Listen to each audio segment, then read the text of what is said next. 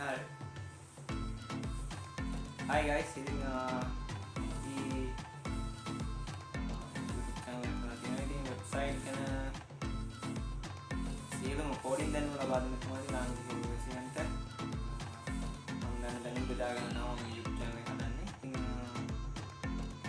website ගැන සම්පූර්ණ මම දැන් සියලුම දැනුම වලට බෙදා ගන්නවා. මම මේක භාවිත කරන්නේ. මේකේ මම PowerPoint වලින් ලේසි වෙන්න ඔයාලට කියලා දෙන විදිහට පැහැදිලිව මේකේ සඳහන් කරා. ඉතින් අපි කොටස් වශයෙන් යමු. දැනට මම සඳහන් කරපු ටික වීඩියෝ එකක් කරලා YouTube එකට දාන්න. ඉතින් මේ වීඩියෝ බලන හැමෝම ඒ ගැන සම්බන්ධව මොකක් හරි දැනුමක් ලබා ගන්න අවශ්‍ය නම් subscribe කරලා දාන්න අනිවාර්යයෙන්.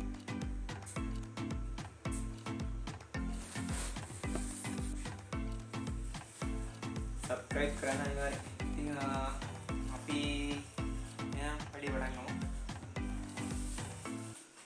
මේකේ ඉතින් අපි කොහොමද දන්නේ නැති කට්ටියත් එක්ක දැනගන්නත් ඕන විදිහට මේක හදලා තියෙනවා. ඉතින් අපි බලමු මේක කොහොමද වෙන්නේ කියලා. ඉතින්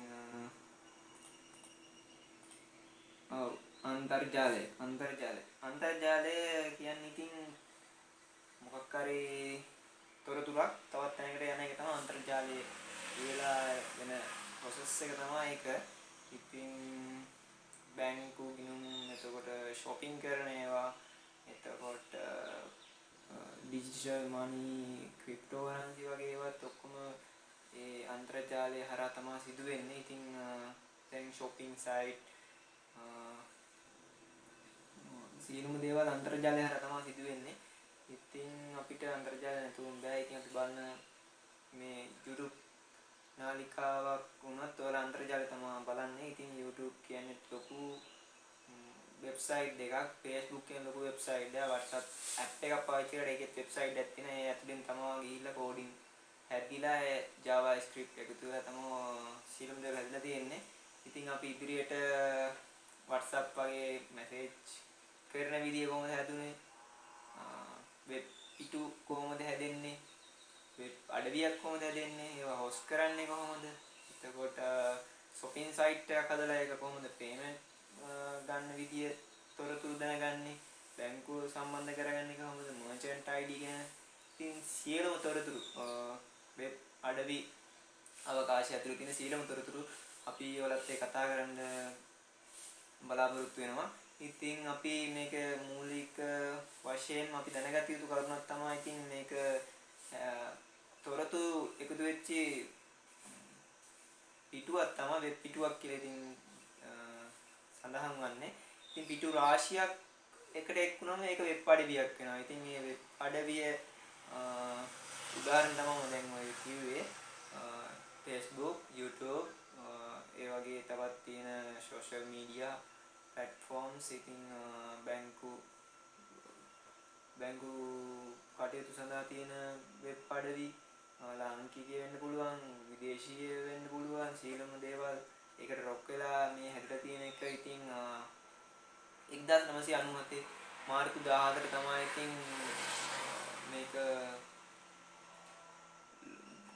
ගෝලීකරණය වෙලා මේ වෙබ්සයිට් සැකසීලා ඩොමයින් නේම් අරන් නේම් සේව් එක ෆ්‍රී වෙලා පුද්ගලීකරණයකට වෙලා තියෙන්නේ. ඒකකන් තිබිලා තියෙන්නේ ඇමරිකාවේ රාජ්‍යයේ තමයි මේක තිබිලා තියෙන්නේ. ඉතින් ඒක ආරක්ෂක අංශයක තමයි තිබිලා තියෙන්නේ. ඉතින් දැන් ඒක දිගටම ගිහිල්ලා තියෙනවා. ලක්ෂ ගණන්, කෝටි ගණන් වගේ ඩොමයින් නේම් තියෙනවා. ඉතින් ඒක අඩවි තියෙනවා. ඉතින් අපිත් දැන් අඩවියක් හදන්න තමයි සූදානම් වෙන්නේ. ඉතින් ලංකාවේ ඉන්න කට්ටිය වලට මම දැනුමත් ලබා දෙන්න තමයි මගේ බලාපොරොත්තුව. ඉතින් අපි වැඩේට ඉතින් මේ වෙබ් පිටු හැදලා තියෙන්නේ මූලිකම කේතගෙන ඉතින් HTML ආවේ පළමුවෙන්ම මම දන්න විදිහට. ඊට පස්සේ ඉතින් HTML එක ලස්සන කරන්න වගේ ස්ටයිල් දාන්න. ඒ කියන්නේ දැන් අපි මොකක් හරි ඇඳුමක් දානවා වගේ කස්ටියුම් එකක් ප්‍රීෆයි එකේ කස්ටියුම් පැක් තියෙන්නේ. ෆ්‍රී පයි ගැන කියන්නේ ෆ්‍රී පයි ගනින්දා කස්ටියම් පැක් එකක් දානවා වගේ තමයි. බොටා වගේ කස්ටියම් පැක් එක දානවා වගේ තමයි HTML එකයි CS එකයි කියන්නේ. ඉතින් ඔයාලා තේරෙන්නේ කිව්වේ. ඉතින් PHP එකෙන් වෙන්නේ වෙනම කාර්යයක්.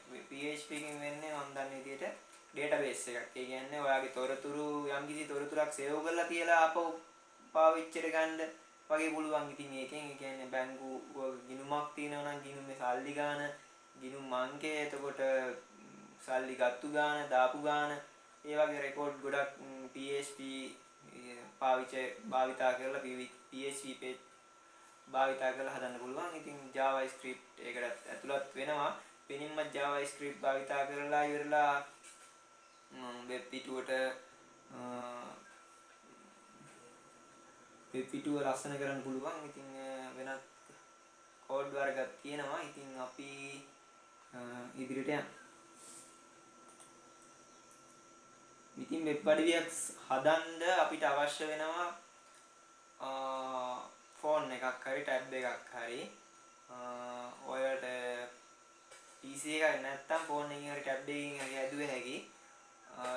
ඒ සඳහා free hosting service එකක් දුන්න එකක් තිබ්බා. ඉතින් මේ service එක නතර වෙලා තියෙනවා. ඔයාලගේ කනගාටුදායකයි කියන්නේ. ඉතින් මම පාවිච්චි කරපු hosting service එක. ඉතින් මම අවුරුද්දක් විතර පාවිච්චි කරා. අවුරුද්දකින් පස්සේ ආපහු වෙලා account එක ආපහු වලට renew කරනවා. ඉතින් ඒකෙන් account එක delete වෙනවා.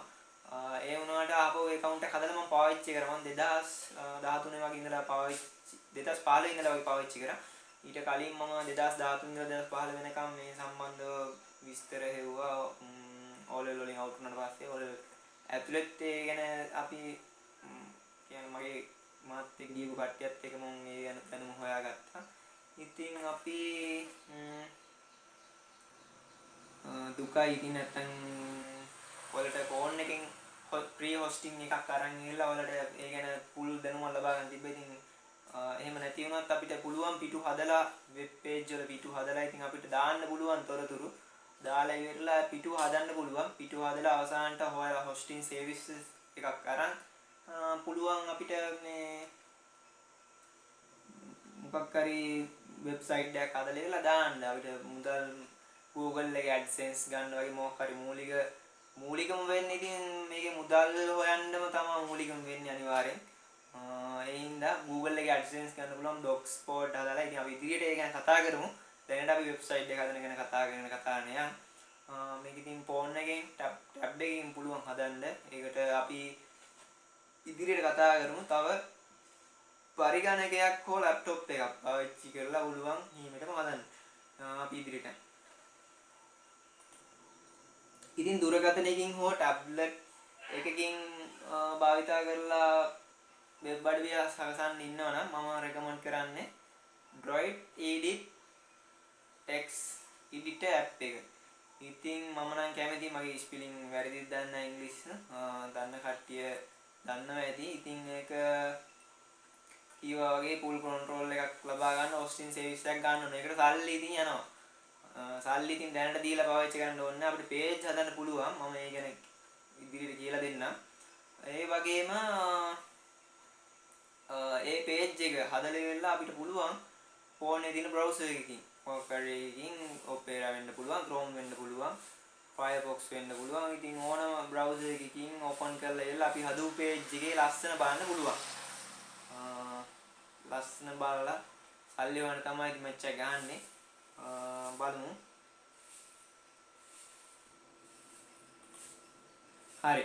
පරිගණකයකින් හෝ ලැප්ටොප් එකකින් හදනවා නම් වෙබ්සයිට් එක පරිගණකයකින් හෝ ලැප්ටොප් එකකින් හදනවා නම් අනිවාර්යෙන් කේත ඇතුළත් කරන්න ඕනේ. අනිවාර්යෙන් Android අපුල නම් Droid Edit එක පාවිච්චි කරා. දැන් මේකේ කේත ඇතුළත් කරන්න එපා. තව වෙන ක්‍රමයක් තියෙනවා. අපි දැනට කතා කරන්නේ මේ ටික. ඉතින් කේත ඇතුළත් කරන් notepad++ කියලා එකක් තියෙනවා. ඉතින් මෙන්න මෙතන තියෙන notepad++ කියන එක. ඉතින් Visual Studio මෙන්න මෙතන තියෙන්නේ.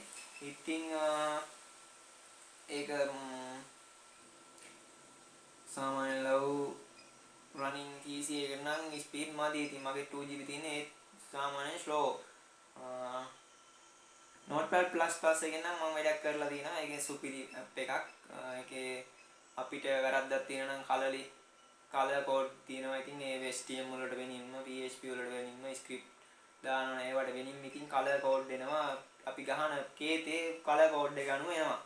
ඒ හින්දා හරිම ලේසි Notepad++ එක තමයි මම රෙකමන්ඩ් කරන්නේ. Visual Studio එකත් හොඳයි. ඒකෙන් තමයි පිටරට කට්ටිය ගොඩක් වෙබ්සයිට් හදලා තියෙනවා පේන්නේ. ඉතින් අපි වෙබ් අඩවියක් සැකසීමට නම් local host ඒ කියන්නේ අපි දැන් අන්තර්ජාලයේ local host නෙවෙයි ඒක world එකේ තියෙනවනේ host එක. කියන්නේ hosting සේවාවක් නේද? Facebook වෙන්න පුළුවන් ඒ මොකක් හරි සේවයකට සම්බන්ධ වෙලා තියෙන එහෙම ඕනේ නැහැ. අපිට අපේම පරිගණකයක hosting software එකකින් දාගෙන local host කියලා තමයි කියන්නේ. ඉතින් ඒ software තියෙනවා. මම recommend කරන්නේ XAMPP කියන software එක තමයි. ඉතින් ඒක MB 70ක් වගේ තමයි තිබ්බේ. මම software download කරන දවස්වල ඉතින් දැන් එහෙම ඇති. ඊළඟ තියෙන්නේ Microsoft IIS Internet Information Services කියන Microsoft ලගේ local host service සේවාව හරි service එක හරි. ඉතින් WAMP එකත් හොඳයි. ඒක MB 400ක් වගේ තියෙන එක මම හිතන්නේ ලොකු වැඩකට ගන්න පුළුවන් WAMP සේවා එක. ඉතින් XAMPP එකයි Apache එකයි සෙට් වෙලා තියෙන්නේ. ඉතින් XAMPP එකයි WAMP එකයි සෙට් වෙලා තියෙන්නේ Apache hosting එකෙන් තමයි running වෙන්නේ. ඉතින් MySQL තියෙනවා, PHP කියලා තියෙනවා. ඉදිරියට අපි ඒක ගැන කතා කරමු. Microsoft එකත් හොඳයි. ඒකේ platform එක install කරන්න යන විදිය සියලුම තොරතුරු මම ඊළඟ වීඩියෝ එකෙන් ගේන්න බලාපොරොත්තු වෙනවා. අපිව subscribe කරන්න කියලා අමතක කරන්න නැතුව කියනවා. අපි අමතක කරන්න එපා. subscribe කරලා තියාගන්න. අනිවාර්යෙන් සුපිරි වැඩක් කරමු අපි ලංකාවේ තියෙන දැනුම අපි වැඩි කරගමු අපේ ඉදිරි පරම්පරාවේ මගේ බලාපොරොත්තු එක. ඉතින් වෙබ් පිටුවක් හදමු. වෙබ් පිටුවක් හදන්න කලින් තව පිටුවක් දාන්න ඕනේ. ඒක ටෙක්ස්ට් කෝඩ් ගහන්නේ නැතුවත් අපිට වෙබ්සයිට් හදන්න පුළුවන් ක්‍රමයක් තියෙනවානේ. ඉතින් අපි ඒක ගැන මේකත් එක්කම කතා කරමු. ඉතින් HTML ගැන කියලා දීලා, CSS ගැන කියලා දීලා, PHP ගැන කියලා දීලා, JavaScript ගැන කියලා දීලා අපි වෙබ් පිටුවක් හදමු. ඉතින් මට මේකේ මූලික අරමුණ වෙන්නේ මේ වෙබ්සයිට් ගැන ඉතිහාසයවත් එහෙම ගැන කියලා දෙන්න නෙවෙයි. මට ඕනේ මූලික දැනුම වලට ලබා දීලා Google එකෙන් හරි කෝඩින් හොයාගෙන JavaScript දැනගෙන PHP දැනගෙන චූටි දැනුමක් තිබ්බ නම් ඇති. Google එකේ ගිහලා ගහලා හොයාගන්න පුළුවන් නම් ඔයාලට වෙබ්සයිට් හදාගන්න පුළුවන් අනිවාර්යෙන්. මම ඉන්නවා මගේ WhatsApp group එක හදලා WhatsApp group එකේ link එක දාන්නම් YouTube එකේ යටින් පහලින් description එකේ. ඉතින් අපි අලුත් වීඩියෝ එකකින් හමු වෙමු. එතකන් subscribe කරලා තියාගන්න. අනිවාර්යෙන් සුපිරි වැඩක් ගන්න පුළුවන්. මම දැනුව සියලුම දේවල් ඔයාලට ලබා දෙනවා. Thank you. Bye.